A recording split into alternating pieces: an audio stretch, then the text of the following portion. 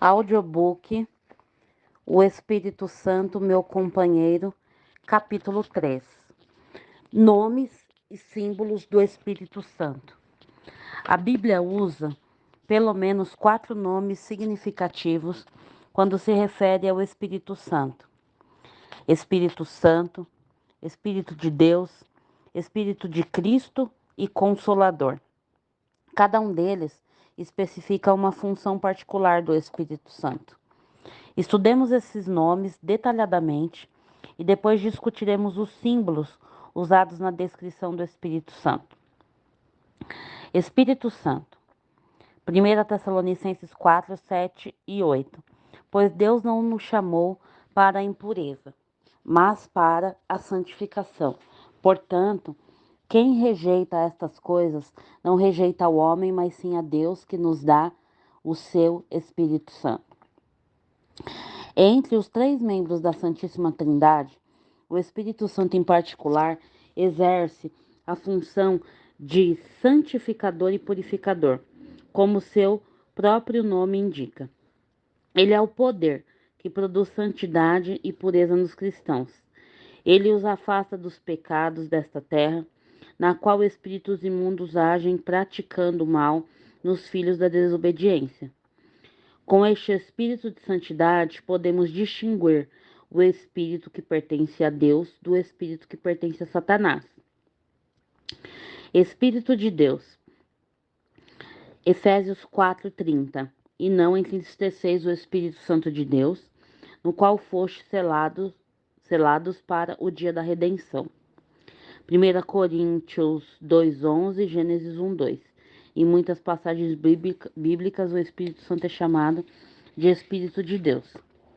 É natural que o Espírito Santo seja chamado Espírito de Deus, visto que ele é enviado por Deus. João 15:26. A Bíblia também o chama de Espírito de Deus porque Deus age através do Espírito Santo para chamar pecadores a Jesus, o Salvador. João 6:44. Para revelar a verdade, Mateus 11:25, e para guiar os cristãos, Romanos 8:14. Espírito de Cristo. Mas se alguém não tem o Espírito de Cristo, esse tal não é dele. Romanos 8:9. O Espírito Santo é chamado o Espírito de Cristo porque foi derramado por Jesus sobre os cristãos e este ele recebeu do Pai. Atos 2:33. Várias vezes, Jesus disse que o Espírito Santo viria em seu lugar e continuaria seu trabalho. Disse também que a vinda do Espírito Santo para habitar nos corações dos cristãos seria a vinda do próprio Cristo. João 14:16, 20. E ainda que o Espírito testificará de sua crucificação e ressurreição remidoras. João 15:26. Alguns ensinam que o Espírito Santo é diferente do Espírito de Cristo. Ensinam que ao nascer de novo a pessoa recebe o Espírito de Cristo e só recebe o Espírito Santo ao receber o batismo do Espírito Santo. Se isso for verdade, não deveríamos também orar para receber o Espírito do Pai? Esse ensinamento não é baseado no verdadeiro fundamento da Santíssima Trindade, mas numa falsa teologia. O Espírito de Cristo é o mesmo Espírito Santo. Consolador. João 15:26. Quando vier o Consolador, que eu, da parte do Pai, vos enviarei, o Espírito da verdade que procede do Pai, ele testificará de mim. Paracleto, ou Consolador, tem sua raiz em 2 palavras gregas que significam ao lado de alguém e chamar. Etimologicamente, essa palavra originou-se nos tribunais de justiça, quando um réu era pressionado pelo promotor público e não sabia como defender-se. Ele olhava ao redor, procurando encontrar alguém que o pudesse ajudar. Ao descobrir o rosto familiar de um amigo influente, o réu se dirigia a ele e o amigo então atravessava a multidão e se colocava ao lado do réu. Naquele momento em diante, aquele amigo ficaria ao seu lado como seu paracleto e o ajudaria a defender-se. O Consolador é aquele que dá conforto, refrigério e é chamado para ficar ao lado de uma pessoa que está em dificuldade. Ele aconselha, exorta e dá forças a fim de que a pessoa possa alcançar vitória sobre seus oponentes. Pensemos de maneira mais profunda sobre as palavras de Jesus. João 14,16. Eu rogarei ao Pai, e ele vos dará outro consolador para que esteja convosco para sempre. Parece evidente que Jesus considerou-se o primeiro consolador, porque ele descreve o Espírito Santo como aquele que ficaria em seu lugar, continuaria o trabalho em seu nome, e também como o outro consolador. Na última parte de 1 João 2,1, lemos: Se porém alguém pecar, temos um advogado para com o Pai, Jesus Cristo o justo. A palavra grega, aqui traduzida por advogado e paracletos, a mesma palavra traduzida por consolador em João 14, 16 e 26, isso mostra outra vez Jesus como o primeiro consolador. O adjetivo outro, em João 14,16, tem conotações significativas no original grego. Duas diferentes palavras gregas são usadas na Bíblia para denotar outro. A primeira delas encontra-se em João 14,16, outro consolador. A segunda encontra-se em Gálatas 1,6, outro evangelho. O outro de João 14,16 é a palavra grega allos, que significa outro da mesma espécie e qualidade. A palavra outro em Gálatas 1,6 é a palavra grega héteros, que indica outro como sendo diferente em espécie e qualidade. Surpreendentemente, quando Jesus referiu-se a outro consolador, ele usou as palavras allos paracletos. Por quê? Porque, apesar de o Espírito Santo ser uma pessoa diferente de Jesus, ele é a mesma espécie de consolador, da mesma natureza divina e com o mesmo propósito de Jesus. Ele glorifica o nome de Jesus e atua em seu lugar. Entretanto, a presença de nosso Consolador, o Espírito Santo, equivale à presença em nós de Jesus. Quando Jesus falou sobre a vinda do Espírito, disse que seria como a vinda do próprio Jesus. Não vos deixarei órfãos, virei para vós. João 14,18. A permanência do Espírito Santo é a permanência de Jesus, é a plenitude do Espírito Santo, é a plenitude de Jesus. Tal bênção maravilhosa é uma experiência miraculosa e sobrenatural que está além de nossa capacidade de descrever. Os símbolos do Espírito Santo: água, fogo, vento, óleo, chuva, pomba, vinho, selo, penhor. A Bíblia está repleta de símbolos referentes ao Espírito Santo. Agora que já vimos quem ele é e como é chamado, podemos estudar as características das metáforas empregadas para descrevê-lo. Água. Jesus pôs-se de pé e chamou: Se alguém tem sede, venha a mim e beba. Quem crê em mim, como diz a Escritura, do seu interior fluirão rios de água viva. João 7, 37, 38. Em muitas passagens na Bíblia, a água é usada como símbolo do Espírito Santo, porque essa metáfora é adequada. Se observarmos a relação que existe entre a água e a vida humana, poderemos entender muitas coisas sobre o Espírito Santo. Primeiro, a água é indispensável à preservação da vida. Um ser humano é composto de 60% de água. Se houver desidratação provocada por vômitos ou diarreia, a pessoa corre o risco de perder a vida física. De modo similar, o Espírito Santo é indispensável à nossa vida espiritual. Nascemos de novo dele, João 3,5. E bebendo dele continuamente, 1 Coríntios 12, 13, podemos preservar nossa vida espiritual por meio do Espírito Santo. Nos tornamos vigorosos, fortes, podemos desfrutar vida plena sem jamais sentir sede. João 4, 13 e 14. A água é também indispensável para a limpeza de nosso corpo. Se não tivermos acesso à água por tempo prolongado, nos tornaremos doentes, podendo até mesmo morrer. devido a complicações ocorridas pela falta de higiene, não é verdade? Todos os dias lavamos nosso corpo, nossa roupa, utensílios de cozinha, etc. Assim, nossa vida espiritual deve ser lavada também pelo Espírito Santo. Por certo, somos limpos de nossos pecados ao crermos no sangue precioso de Jesus, mas o Espírito Santo, como se nos lavasse com água, refrigera-nos, renova nosso coração, a fim de que possamos seguir em frente com vida limpa, regenerada. Tito 3, 5. O Espírito Santo é origem de vida para aqueles que são obedientes, porém ele é o espírito de julgamento, uma torrente consumidora para os desobedientes. Nos dias de Noé, Deus usou o dilúvio, condenando o mundo por seus pecados e sua desobediência. Gênesis 7. Deus julgou o Faraó e o seu exército, destruindo-os no Mar Vermelho. Êxodo 14, 28. Em Atos 5, Ananias e Safira morreram ao ser julgados pelo Espírito Santo, pois lhe haviam mentido. Atos 13, 8 a 13. Conta a história de Elimas, um mágico que se tornou cego pelo Espírito Santo quando se opôs à pregação do Evangelho por Paulo.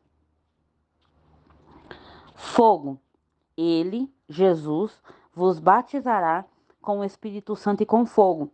Mateus 3, 11. O fogo, usado como símbolo do Espírito Santo, é bastante conhecido, mas a verdade que essa metáfora representa não é muito bem conhecida. Primeiro, no Antigo Testamento, sem exceção, a presença de Deus era manifestada por meio do fogo. Alguns eventos históricos maravilhosos mostram que o fogo acompanha a presença de Deus. Quando Moisés vigiava o rebanho de seu sogro no Monte Horebe, encontrou-se um Deus ao lado de uma sarça que ardia sem se consumir. Êxodo 3, de 1 a 5.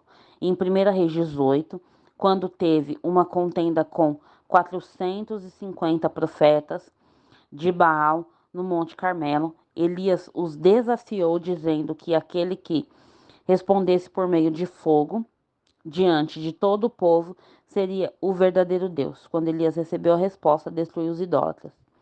Depois da ascensão de Jesus, 120 discípulos reuniram-se no cenáculo em Jerusalém, encorajando-se mutuamente, enquanto esperavam pelo cumprimento da promessa do Senhor.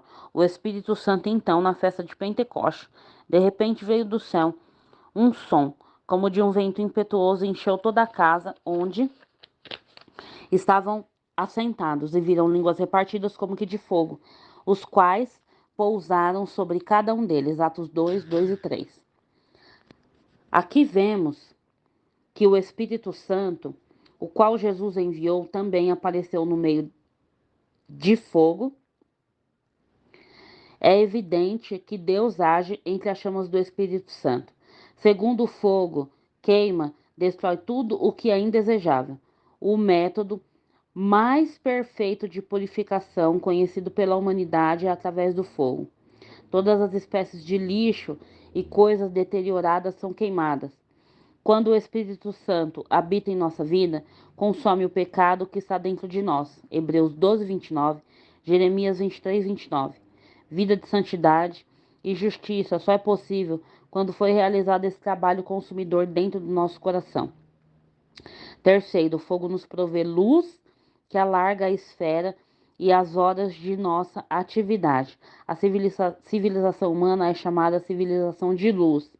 Quando diligentemente pessoas buscam o fogo que ilumina o mundo material, enquanto são indiferentes ao fogo do Espírito Santo que ilumina a alma que é eterna. O Espírito Santo vem em nosso coração, enegrecido pelo pecado e a morte, e mediante o derramamento de luz divina e celestial, ajuda-nos a ganhar a vida eterna e conhecer o segredo do céu. Quarto, o Espírito Santo é simbolizado pelo fogo porque nos dá amor sobrenatural pela obra de evangelização. Quando o Espírito Santo se aposta de nosso coração, o amor do Senhor e o entusiasmo pelo trabalho do Evangelho arde como fogo dentro de nosso espírito. Quinto, fogo simboliza poder. O instrumento de poder que dirige nossa civilização é obtido primariamente pelos meios de combustão. Os jatos, supersônicos, caminhões, trens, muitas coisas que nos fornecem conforto e comodidade funcionam pelo poder de uma faísca, pelo poder do fogo. Assim também o Espírito Santo nos provê com o poder do céu, tão urgente e necessário para a nossa vida pessoal de fé e para o ministério da pregação do Evangelho. Torna-se vã a tentativa de começar o trabalho evangelístico sem receber o poder divino providenciado pelo fogo do Espírito Santo. Vento. O vento sopra onde quer e ouves a sua voz, mas não sabes de onde vem, nem para onde vai. Assim é todo aquele que é nascido do Espírito. João 3,8. A palavra grega para vento e espírito é a mesma, pneuma. Então, traduzindo literalmente, o Espírito Santo seria o vento santo. Existe graça em abundância nessa metáfora do Espírito Santo. Por que digo isto? Primeiro, o vento penetra em todo lugar na terra. O ar que respiramos existe em todo espaço vazio, por menor que seja. Jesus disse que o Espírito Santo ficaria conosco para sempre. Não há lugar na terra onde não esteja presente. Ele age ao redor dela de tal modo que ninguém pode monopolizá-lo ou resisti-lo. Como explica a Bíblia, não somos mais órfãos. Quando conhecemos, recebemos e convidamos o Espírito Santo para estar conosco e dele nos tornamos dependentes. João 14,18. Segundo, o vento é o ar em movimento constante. Nós sentimos o vento mover quando o ar circula da alta pressão atmosférica para a baixa pressão atmosférica. Assim, o Espírito Santo também trabalha continuamente. É errônea a ideia de que o Espírito Santo só atuava na época do Antigo Testamento e nos primeiros tempos do Novo Testamento, e depois disso desapareceu como uma névoa. Assim como o vento sopra hoje, da mesma maneira como fazia séculos passados, o Espírito Santo continua exercendo sua função. O Consolador flui nas áreas de baixa pressão atmosférica, entre pecado, doenças, tristeza e desespero, e está sempre pronto para ajudar com mensagens de alegria, perdão, cura e vida eterna. Todos que vierem ao Senhor com o coração quebrantado e obediente sentirão a experiência da regeneração realizada pelo Espírito. Terceiro, o controle da direção do vento não depende da nossa vontade. Jesus disse que o vento sopra onde quer, João 3,8. Como o Espírito Santo tem a vontade suprema e age de acordo com seu próprio propósito, devemos seguir sua direção obedientemente, porque andamos pela fé. Quarto, o vento sopra, refrigera o ar e o enche de vitalidade. Que maravilhoso bem-estar a aragem Que maravilhoso bem-estar a aragem fresca proporciona, num dia de verão sufocante. O vento soprando num ambiente repleto de gás intoxicante refresca e purifica a atmosfera. Da mesma maneira, age o Espírito Santo quando nos sentimos ansiosos e depressivos pelos problemas da vida e as tentações do pecado. Ele penetra em nosso coração como o vento, dando-nos nova vida e vitalidade celeste. Ao inundar nosso espírito, deixa-nos cheios de alegria pela vida e com o ardor da fé. Olha, assim tomou Samuel o vaso de azeite e ungiu-o no meio de seus irmãos, e daquele dia em diante o Espírito do Senhor se apoderou de Davi. 1 Samuel 16:13. E a unção que vós recebestes dele fica em vós. 1 João 2:27. Por meio dos Antigo e Novo Testamentos, o Espírito Santo é simbolizado pelo óleo. Mais uma vez, outro símbolo que pode revelar-nos como ele age. Primeiro, lugares e pessoas ungidos são santificados, separados para Deus. Deus mandou Moisés santificar o tabernáculo da congregação, a arca da aliança, todos os instrumentos e o altar com a unção do óleo. Êxodo 30, 25 a 29. Moisés também ungiu Arão e seus filhos, consagrando-os para ministrar o sacerdócio. Êxodo 30, 30. Deus falou a Samuel que ungisse Davi como rei. 1 Samuel, primeiro livro de Samuel 16, 13. E Elias ungiu Eliseu para ser profeta. Primeiro livro dos Reis 19, 16. Hoje, aqueles que creem no Senhor Jesus Cristo são transformados por Deus numa geração escolhida, num sacerdócio real, numa nação santa e num povo de Deus pela unção do Espírito Santo. 1 Pedro 2:9. Ninguém pode receber tamanha graça sem ser revestido do poder do Espírito Santo. Nascemos de novo pelo Espírito Santo e recebemos função de profeta por meio da qual pregamos a palavra. Um dia nós reinaremos com Cristo, ungidos pelo Espírito Santo. Como podemos deixar de agradecer a Deus? Segundo, o óleo. Segundo, o óleo era necessário para abastecer os 7 candelabros que iluminavam o tabernáculo de Deus. No santuário do Antigo Testamento, a única luz provinha dos candelabros de ouro, portanto, do óleo. Do mesmo modo, só pela luz brilhante da unção do Espírito Santo, o mundo espiritual poderá ser revelado a nós. Assim como nenhuma outra luz era permitida no lugar santo, do mesmo modo, só a luz do óleo do Espírito pode iluminar a palavra de Deus, o segredo do lugar santo celestial. Terceiro, o óleo restaura desgastes e danos produzidos pela fricção de partes que se atritam. Como poderíamos lubrificar o espírito humano dilacerado pelas discórdias sem fim? Porque igrejas e cristãos hoje são tão destruidores, é porque não têm recebido a unção do Espírito Santo. A lubrificação com óleo de paz, amor e cura acontece quando somos cheios com o Espírito. Quarto, óleo é um ingrediente necessário para a preservação da vida, porque o espírito de alguns cristãos tem se tornado seco, como os ossos no vale da visão de Ezequiel, em Ezequiel 37, porque a igreja está definhando tanto em qualidade quanto em quantidade, é porque os cristãos não têm recebido o óleo do Espírito Santo, a nutrição celeste indispensável ao nosso espírito. A história e a realidade provam claramente que tanto igrejas como cristãos, quando cheios do Espírito Santo, são bem nutridos. Isso acontecia no passado e assim continuará sempre. Chuva. Ele sempre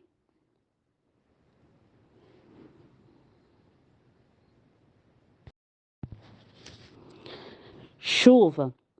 Ele será como a chuva sobre a erva ceifada, como os aguaceiros que emudecem a terra. Salmo 72, 6. Conheçamos e prossigamos em conhecer ao Senhor, como a alva será a sua saída. Ele a nós virá como chuva serôdia, que rega a terra. Oséias 6:3. Há duas razões claras para o uso da metáfora do Espírito Santo como chuva. Falemos sobre a terra.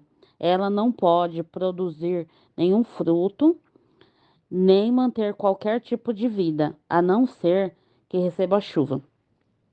Nos dias do profeta Elias, no Antigo Testamento, quando todas as plantas e árvores estavam secas e a vegetação morta, Elias orou ardentemente pedindo chuva.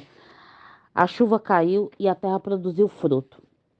Assim como a terra pôde produzir fruto e preservar a vida apenas quando recebe chuva, a vida espiritual de uma pessoa também só pode renascer, produzir fruto e conservar vida de poder mediante a chuva do Espírito Santo. Uma Segunda razão para simbolizá-lo como chuva que irriga a terra é um pouco mais complexa. Na Palestina, os fazendeiros esperam chuva 2 vezes durante a estação do plantio. A primeira delas cai no fim do outono e é chamada primeira chuva. Quando a primeira chuva chega, os fazendeiros fazem rapidamente a semeadura do trigo ou cevada, e essas sementes absorvem a umidade daquela chuva. As sementes germinam, mas durante o inverno vivem com dificuldade. Quando chega a primavera, ventos quentes do sudeste sopram e a chuva cai de novo, dando nova vida. Os fazendeiros palestinos chuva de chamam essa chuva de primavera de última chuva. Então as plantas absorvem a chuva e crescem rápido até serem colhidas. Esse ciclo natural é mencionado em relação ao Espírito Santo no livro de Tiago. Sede, pois, irmãos, pacientes até a vinda do Senhor. Vede que o lavrador espera o precioso fruto da terra, aguardando-o com paciência, até receber as primeiras e as últimas chuvas. Tiago 5,7. Quando o Senhor Jesus veio à terra, semeou a semente do Evangelho. 10 dias depois de sua ascensão, no dia de Pentecostes, 120 cristãos que receberam essa semente estavam reunidos em Jerusalém. Quando oravam, um som do céu, como um vento muito forte, encheu a casa onde se reuniam os seguidores de Jesus. Línguas como de fogo desceram pousando sobre cada um deles e foram imediatamente cheios com o Espírito Santo. Naquele momento, a Igreja de Jesus Cristo foi estabelecida. Essa primeira chuva do Espírito Santo caiu também sobre Samaria. Mais tarde, numa hora de adoração, caiu na casa de Cornélio e depois sobre os cristãos em Éfeso. Com a vida e o poder do Espírito, igrejas de Jesus Cristo foram construídas aqui e ali. A palavra do Evangelho começou a ser pregada com vigor. Esse trabalho do Espírito, a primeira chuva foi derramada abundantemente até 300 anos antes de Cristo. Então, ela começou a diminuir em 600 anos depois de Cristo. O trabalho do Espírito Santo quase cessou. A igreja tornou-se ritualística e o forte inverno da fé aproximou-se. A igreja entrou numa fase sombria. Durante a reforma, no século XVI, pelos esforços de homens como Martinho Lutero, o trabalho do Espírito Santo reviveu. Mais adiante, por meio de servos fiéis ao Senhor como John Wesley, George Whitefield, Charles Finney e Dwight Moody, a grande atuação do Espírito Santo reapareceu. Por volta do ano de 1900, o mundo todo começou de novo a receber o Espírito Santo. Agora que a igreja tem recebido o Espírito Santo na abundante última chuva, que é a serôdia, estamos testemunhando sua atuação como a igreja cristã em seus primórdios, apesar de algumas pessoas não entenderem o trabalho de Deus nos dias de hoje, apesar da oposição a esse movimento do Espírito Santo. Ninguém pôde deter a ação e a vontade de Deus. O cumprimento de seu trabalho não falhará. Nós só podemos dar graças, louvor e honra a Deus, que nos restaura o poder da igreja primitiva, derramando a última chuva do Espírito Santo. Quando fui convidado para presidir a 8ª Conferência Mundial Pentecostal realizada no Rio de Janeiro, Brasil, não pude deixar de admirar o maravilhoso trabalho do Espírito Santo. Nesse país católico, enraizado com cerimônias e ritos, afirma-se que milhões de pessoas já receberam o Espírito Santo de acordo com Atos 2,4. Agora, antes da segunda vinda do Senhor Jesus, o Espírito Santo está de novo despertando a igreja ao redor do mundo e derramando sua graça, libertando almas através da crença em Jesus Cristo, admitindo que agora é o tempo oportuno para revitalizar nossa fé pelo recebimento da chuva serôdia do Espírito. Devemos permanecer em fervorosa oração. Pomba. Então João testificou dizendo: eu vi o Espírito descer do céu como pomba e permanecer sobre ele. João 1,32. Este versículo descreve a ocasião mais importante em que a pomba aparece como um símbolo do Espírito Santo, quando Jesus foi batizado por João Batista no Rio Jordão. Quando os céus se abriram, o Espírito de Deus desceu em forma de uma pomba e pousou sobre Jesus. Há profundos significados na metáfora de uma pomba como simbolismo. Primeiro, no mundo inteiro, a pomba é conhecida como um símbolo de paz. Em Gênesis, quando Deus destruiu toda a carne pelo dilúvio, Noé e os 7 membros de sua família acharam graça aos olhos de Deus, foram salvos na arca. 40 dias depois que a arca pousou no Monte Ararat, Noé soltou uma pomba pela janela da arca para ver se as águas já haviam baixado. A pomba voltou e Gênesis 8 relata: esperou ainda outros 7 dias e tornou a enviar a pomba fora da arca. Quando a pomba voltou a ele, à tarde, no seu bico havia uma folha verde de oliveira. Assim soube Noé que as águas tinham minguado de sobre a terra. Gênesis 8, 10 a 11. A primeira evidência de que a paz retornara à terra e que o julgamento e a ira de Deus já haviam passado foi uma pomba. Que maneira tão bela de representar a presença do Espírito Santo. Portanto, ele não pode habitar nos espíritos humanos que estejam debaixo do juízo e da ira de Deus. Jesus Cristo nos redimiu pela sua morte na cruz e pagou desse modo pela ira e pelo juízo de Deus. Quando confessamos nossos pecados e aceitamos Jesus como nosso Salvador, o Espírito Santo vem a nós, porque temos a prova redentora do sangue precioso. O Espírito Santo faz-nos sentir a alegria de saber que quem ouve a minha palavra e crê naquele que me enviou tem a vida eterna e não entrará em condenação, mas passou da morte para a vida. João 5:24. E temos paz com Deus. Romanos 5:1. E isso não é tudo. Para aqueles que caminham em pecado para a perdição, em oposição e desobediência a Deus, o Espírito Santo continua a pregar o evangelho reconciliador de paz. A coisa mais importante que uma pessoa deve decidir hoje é ou receber salvação e paz, as novas maravilhas que o Espírito Santo traz ao coração, ou ser destruída. A pomba é também um símbolo de mansidão e humildade, atributos do Espírito Santo que ele confere a nós. Fico sempre perplexo ao ver pessoas que dizem que receberam o Espírito Santo, mas que agem e falam afrontosamente. Alguns se comportam como se estivessem tomados por um espírito maligno, mas a evidência do Espírito Santo é um espírito manso e humilde. A pomba é também conhecida como uma criatura pura e inofensiva. Ela não ataca, não mata outros animais, como o felino e a águia, por exemplo. Correspondendo a essa descrição, observemos que o Espírito Santo é de fato, como seu nome diz, um Espírito Santo. Familiares de pessoas oprimidas por espíritos malignos muitas vezes trazem os membros de sua família para meu escritório, pedindo-me para discernir o estado espiritual deles. Enquanto vou conversando com essas pessoas sofredoras, elas confessam, sem exceção, que obscenidades, pensamentos maus e linguagem abusiva fluem por meio delas contra a sua própria vontade. Esse é o trabalho de Satanás. Pessoas assim deveriam apoiar-se na palavra da verdade e lutar contra Satanás até expulsá-lo de vez. E depois descansar sobre o poder purificador do sangue precioso de Jesus.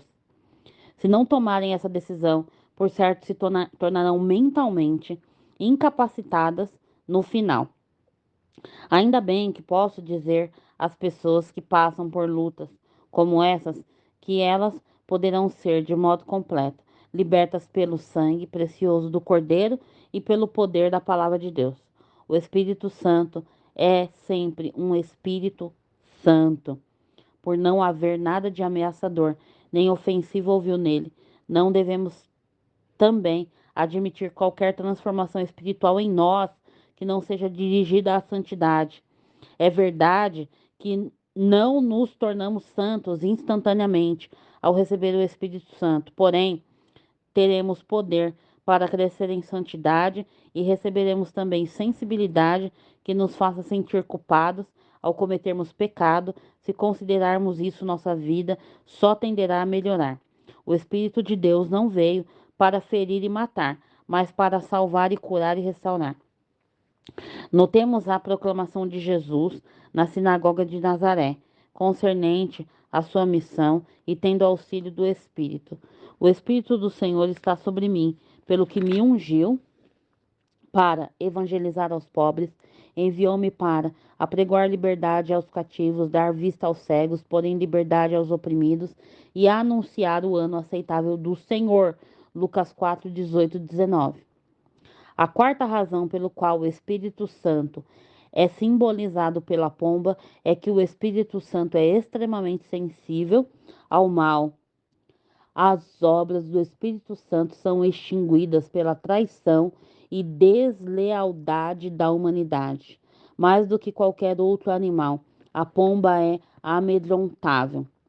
Perseguida uma ou duas vezes, a pomba deixa seu ninho para sempre. Se quisermos viver em harmonia com o Espírito Santo em nosso coração, temos de ter muito cuidado e manter uma atitude reverente em relação a ele e nunca o entristecer. Efésios 4:30 nos alerta. E não entristeçais o Espírito Santo de Deus. Se sempre nos opusermos à vontade do Espírito Santo, ele nos deixará, como fez a pomba. Que terrível acontecimento. Quando, arrependido, Davi orou fervorosamente, derramando lágrimas diante de Deus, depois de reconhecer seu pecado. Não me lances fora da tua presença e não retires de mim o teu Espírito Santo. Salmo 51, 11. O Consolador que desceu em forma de uma bela pomba e pousou sobre Jesus, desce sobre nós hoje, ansioso por encher nosso coração. Vinho. E não vos embriagueis com vinho, em que há devassidão, mas enchei-vos do Espírito. Efésios 5:18. Todos se maravilhavam e estavam perplexos, perguntando uns aos outros: que quer dizer isso? Outros, porém, zombando, diziam: estão cheios de vinho. Atos 2, 12 e 13. A Bíblia contrasta ou, em alguns casos, compara a plenitude do Espírito Santo com a embriaguez. Aqueles que têm a experiência da plenitude do Espírito Santo em seu coração entenderão bem o significado disso. Como o vinho, o enchimento do Espírito Santo traz gozo e prazer ao coração. Apesar de o vinho trazer mau resultado físico, o enchimento do Espírito Santo traz alegria espiritual e prazer celestial. A plenitude dele em nossa vida produz resultados maravilhosos. Falando entre vós com salmos e hinos e cânticos espirituais, cantando e salmodiando ao Senhor no vosso coração, dando sempre graças por tudo a nosso Deus e Pai, em nome de nosso Senhor Jesus Cristo, sujeitando-vos uns aos outros no temor de Cristo. Efésios 5, 19 a 21. A plenitude do Espírito Santo faz-nos fortes na fé e nos ajuda a servir a Deus, não com entusiasmo temporário, mas com gozo contínuo. O vinho faz as pessoas parecerem felizes e também dá uma paz temporária à mente. Faz com que elas esqueçam ansiedade, preocupações ou tristezas. Porém, tal estado não é normal, mas uma intoxicação. Quando o vinho é o Espírito Santo, não existe esse tipo de anestesiamento. O resultado é um estado normal de paz superabundante permitindo-nos que nos livremos das ansiedades, dos cuidados e das preocupações do mundo. Essa é a vontade do Criador. Um terceiro efeito do vinho é que ele dá uma ousadia fora do comum, fazendo a pessoa assumir atitudes corajosas, por vezes incontroláveis até. Vida cheia do Espírito Santo possui também coragem e ousadia. O Espírito Santo pode transformar uma pessoa tímida numa pessoa brilhante, ousada, que não tema nem dar até a sua própria vida. A ousadia que vem com a plenitude do Espírito capacita-nos a amar a verdade, a justiça, a mansidão e a humildade, e também a pregar o Evangelho com autoridade. Essa mesma plenitude dá-nos audácia para derrotar o pecado e viver vida vitoriosa. Por último, a pessoa embriagada não sente dor física, porque os sentidos estão anestesiados. E uma vez um soldado estrangeiro moribundo e embriagado, agarrando arame farpado, sem sentir que suas mãos sangravam. O Espírito Santo não entorpece nossos sentidos físicos, mas o poder de seu amor e sua força perseverante pode isolar-nos das setas malignas espirituais. O Espírito Santo nos dá a força para nos mantermos em pé, firmes. É verdade que aqueles que são cheios do Espírito muitas vezes assemelham-se às pessoas embriagadas.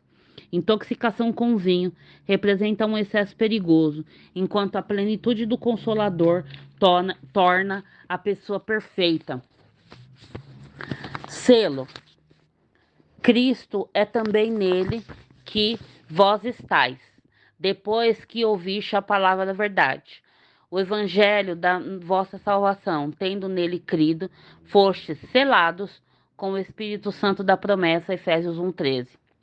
Quão maravilhosa é a comparação do recebimento do Espírito Santo com o estar selado. É dessa maneira que alcançamos a segurança da nossa salvação. Consideremos, por um momento, o sentido simbólico da metáfora do selo. Primeiro, selar significa fechar alguma coisa, impedindo que pessoas desautorizadas abram. Em outras palavras, se alguma coisa está selada, ninguém pode tocá-la sem permissão. Quando Pilatos selou a pedra que fechava a sepultura de Jesus, a remoção dela sem a permissão de Pilatos seria punida com a morte. Assim, se somos selados pelo sangue de Jesus, Deus nos livra de cair em pecado pelo poder do Espírito Santo. Portanto, nós cristãos, selados por Ele e descansando em seu poder, deveríamos santificar nossa mente e vida a fim de derrotar o pecado e o diabo. Segundo, o selo é sinal de garantia de propriedade, algo que experimentamos diariamente. Pensemos dessa maneira: ninguém pode retirar meu dinheiro do banco sem meu selo ou assinatura.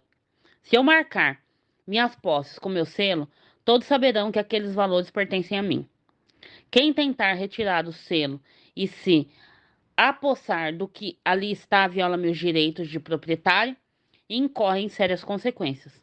Do mesmo modo, Deus prova que seu povo é propriedade sua, selando com o Espírito Santo. Qualquer pessoa que ousar injuriar alguém ungido por Deus viola a lei de propriedade de Deus e faz que a ira do Senhor recaia sobre si mesma. Quando os que são selados pelo Espírito se humilham, obedecem à vontade de Deus e vivem para sua glória, o Senhor do céu e da terra será para eles amparo e proteção. Terceiro, selar significa autoridade. Aqui na Coreia, todos devem ter um certificado de residência. Se o certificado não for timbrado com selo oficial, não tem validade, perde autoridade. Os cristãos, sendo filhos de Deus, têm autoridade.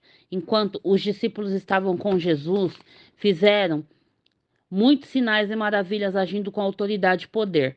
Mas depois que Jesus foi levado ao céu, sentiram-se derrotados e miseravelmente incompetentes. Até que foram cheios com o Espírito Santo, de repente receberam grande autoridade, O poder acompanha suas palavras e orações, dando-lhes coragem e ousadia, como resultado da própria autoridade vinda de Deus, sua fé floresceu. Penhor. Mas aquele que nos confirma conosco em Cristo e nos ungiu é Deus, o qual também nos selou e nos deu o penhor do Espírito em nossos corações. 2 Coríntios 1, 21 e 22. Procuremos entender a maravilhosa bênção do Espírito Santo, descobrindo o significado completo de garantia. O que quer dizer a palavra penhor? Primeiro, pensemos na situação mais comum de garantia. Por exemplo, o fiador torna-se responsável pelo pagamento da dívida de alguém que ele garante. A responsabilidade de um fiador é um negócio muito sério. Nós podemos ter total convicção sobre nossa salvação. Mesmo assim, Satanás continua atirando setas de apreensão e dúvida em nosso coração. Ele nos ilude, engana-nos com muitas mentiras sutis, como: será que você pensa que o céu realmente existe? Esqueça essa grande tolice. Ou então, ter fé é ter uma religião. Não faz diferença. Você pode professar qualquer uma. Todas as religiões são boas, levam a Deus. Essas frases são as mentiras que Satanás conta. Adendo. Nesses casos, não fosse pelo Espírito Santo, que é a garantia da validade do Evangelho de Jesus, nosso espírito enfraqueceria no final, falharíamos sem fé. Mas quando temos a plenitude do Espírito, ele garante e assegura a veracidade da palavra a cada momento. Todas as setas de Satanás, enfim, são quebradas. O Espírito Santo age a partir deste momento como nosso fiador, assegurando-nos a crer sem uma só dúvida de que Deus é real e que Jesus é o nosso Salvador. Aleluia. Segundo, quando adquirimos algo à prestação, ou quando assinamos um contrato de compra de casa ou terreno, damos o pagamento da entrada como garantia. Se o contrato for cumprido nos termos combinados, sei com certeza que a propriedade será minha. Do mesmo modo, o céu é justo. Salvos pela fé, recebemos o Espírito Santo como garantia. Enquanto estamos nessa terra, devemos viver em obediência e fiéis à palavra de Deus. Caso contrário, o contrato será anulado. Devemos ter cuidado para não perder nossa preciosa libertação, ofendendo Deus ou caindo em pecado. Se andarmos pela fé, sendo sóbrios e vigilantes, o Espírito Santo faz-nos transbordar com alegria e esperança. Seu contínuo encorajamento de que o céu é o nosso, de que o céu, seu contínuo encorajamento de que o céu é nosso, é a garantia da herança que um dia tomaremos posse. Terceiro, a garantia tem um simbolismo interessante no tradicional processo de compra no Oriente Médio. Quando alguém vai negociar um lote de terra, o comprador volta para casa com um saco grande cheio de terra da área que negociou. Coloca esse saco em algum canto da sua casa. Quando olha para aquela terra, cheira ou toca nela, tem certeza que comprou aquele lote. O saco de terra é a sua garantia. Qual é o paralelo espiritual? O Espírito Santo é a nossa garantia do céu. Nós ainda não chegamos lá para tomar posse e gozar de suas regalias, mas recebemos uma prova de que ele existe realmente quando sentimos a plenitude do Espírito Santo. Como é o céu? Enquanto continuamos nos caminhos dessa vida, não vivemos apenas uma mera imaginação do céu. Agora, e aqui mesmo possuímos parte do céu em nosso coração.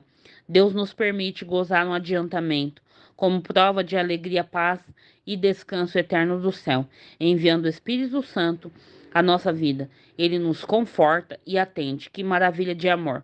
Recebendo essa amostra do céu de forma mais ardente, suspiramos por ele e assim nos dedicamos com mais fervor à vida de fé para que sejamos dignos e cheguemos lá.